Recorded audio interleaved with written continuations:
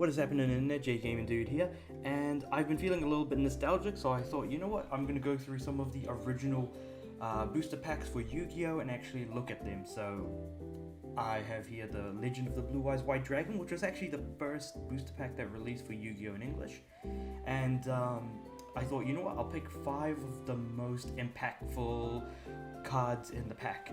Some that I feel like we all should know about, some that have existed, you know, that because a lot of things were introduced in early Yu-Gi-Oh! That in terms of effects you'd likely never ever see again.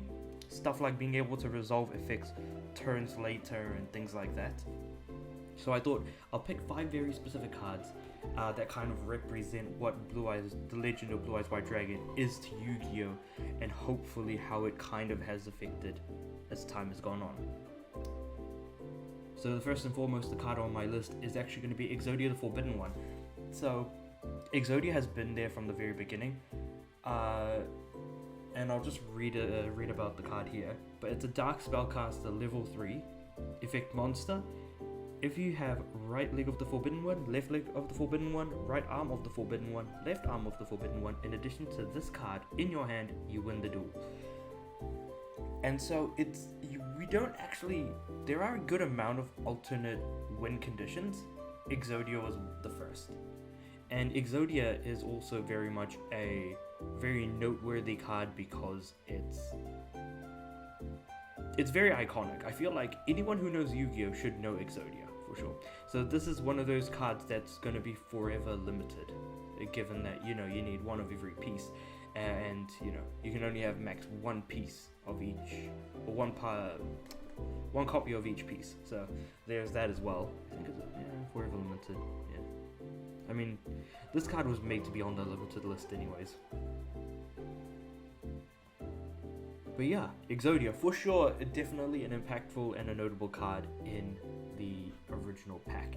Now the next card on the list is actually going to be Pot of Greed, so we can't deny that Pot of Greed is an impactful card because it's banned even to this day, and likely will never be unbanned. Who knows how much longer it's going to be. But Pot of Greed is a spell card that not a lot of people know how to use, but in short, from what I can tell, the easiest way to summarize its effect is to draw 2 cards. And who knew that drawing 2 cards would be such a broken effect? Back in the day, I don't think anyone expected that. I think everyone was like, if I can draw another card or draw 2 more cards, I should be able to, you know, keep my combos going or try to... Well, combo decks weren't a thing back then, but we were trying to, like, you know, duels were like 10 turns long and stuff like that, so... Yeah, I guess we just didn't realize just how broken it would be. God, so simple yet so... It's always the simple cards that become so broken later on. It's interesting to think about. Also, it kind of really, like, a lot of the Greed cards, they have interesting effects, whether it be, you know, stuff like Shout of Greed, which you think would be good, but actually isn't. Anyway, moving on from that. Monster Reborn is the next on my list. Target one monster in either graveyard and special summon it. So, the reason why I picked Monster Reborn is because it actually had been, it has been, it has been banned in the past and for a lengthy period of time, and is one of the older cards that was unbanned sort of in the more recent years of Yu-Gi-Oh!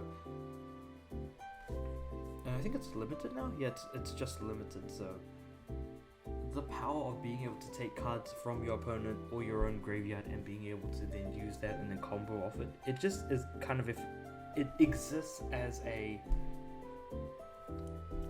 like a combo extender even now, just a free monster to pop on your side of the field.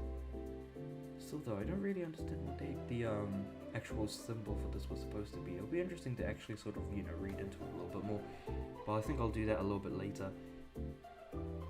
The next card on the list from the Legend of Blue Eyes pack is Raigeki. Raigeki is a normal spell that destroys all monsters your opponent controls. Now, I was going to pick Dark Hole, but then I realized that Raigeki technically is a better card because it only affects your monsters, and it's any monsters your opponent controls, and it is represented by a Thunderbolt. So we did have cards like Sparks and stuff in this pack, which was just really sort of remove a few life points from your opponent. 200, I think it was.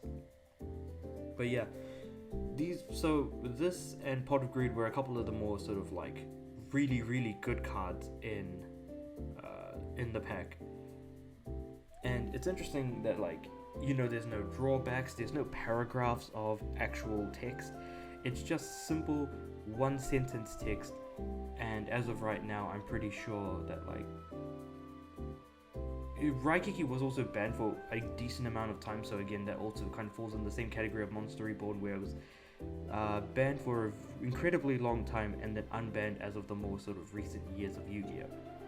But now things are changing so much, and also the effects of cards have become so insane that we kind of I feel like we've kind of lost track of what Yu-Gi-Oh! Originally was, and whether or not it's changed for better or for worse.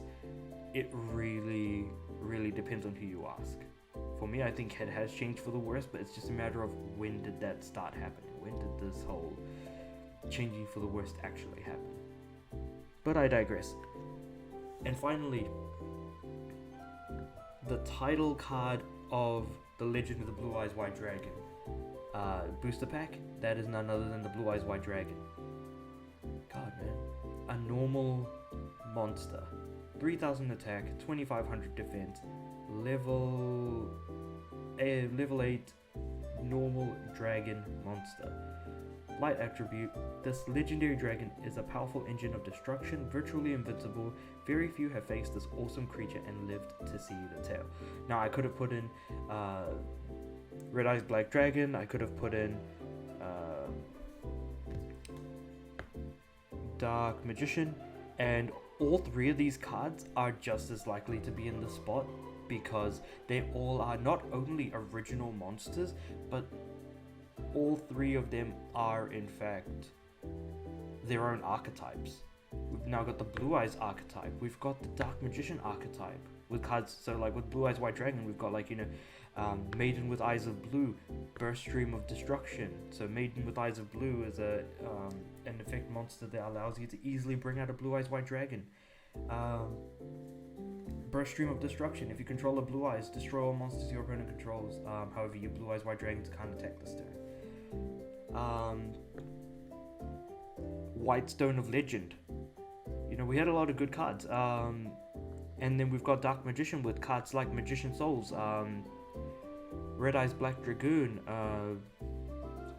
Dark Magician Girl, Dark Magician Girl, Dark Magician Hell, if you want to go there, Toon Blue Eyes, and then hell, Red Eyes even has very similar cards like Black Stone of Legend, Red Eyes Black Chick,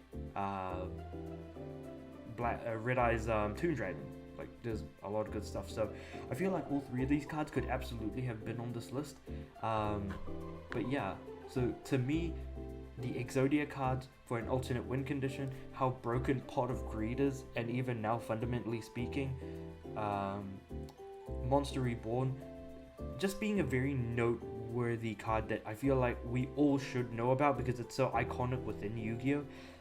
Raigeki, Controlled Destruction at your fingertips. There was also banned for a lengthy period of time. And finally, the Blue Eyes White Dragon, the title monster that could easily have also been replaced with Dark Magician or Red Eyes Black Dragon. So in my opinion, these are some of the most noticeable cards in all of the Legend of the Blue Eyes White Dragon booster pack. But if you guys have any thoughts on these cards, anything else I could have mentioned, let me know in the comments below. But other than that, I'll see you guys next time.